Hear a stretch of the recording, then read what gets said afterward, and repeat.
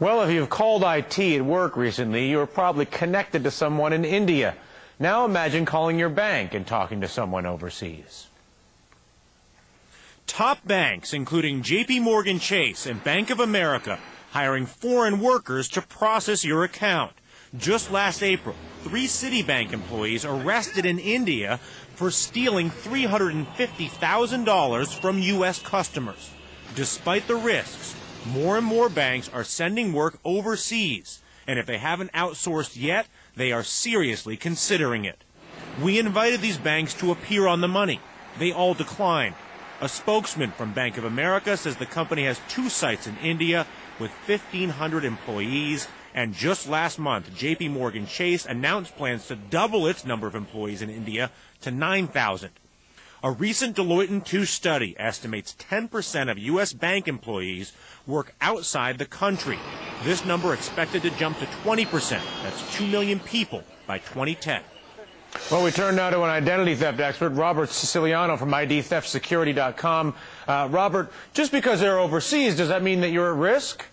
Well, the issue here is that the security may be a little more lax overseas, mainly because they don't have the same system of law and government as we do, so they don't fall under the exact same guidelines as we do either.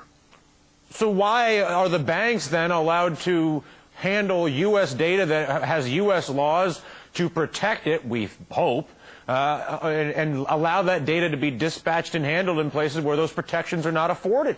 Well, ultimately, with major breaches of data like had occurred back in the spring, you're going to see more and more pressure applied to these banks, and they're going to have to conform to U.S. laws. I mean, they're adding bodies. Right. Well, ultimately, like it has exploded in the United States over the past year with the major breaches of data, if and when that happens overseas, you're going to see U.S. government putting pressure on foreign governments and on American banks to strengthen their policies.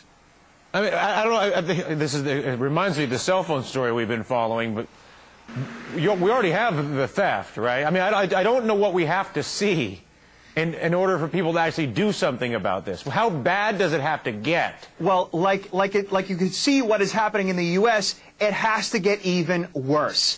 It's pain that motivates these corporations to make significant change. That's what happens. And so you're saying the corporate viewpoint is, listen, the customers are fine. As long as it's not costing the bank all that much money right now, they're going to continue with these processes, with these bank processing centers overseas, where it is much, much cheaper. And until it hurts them domestically, they're going to continue like it's business as usual. All right, Robert. Thank you very much for your time, sir. My pleasure.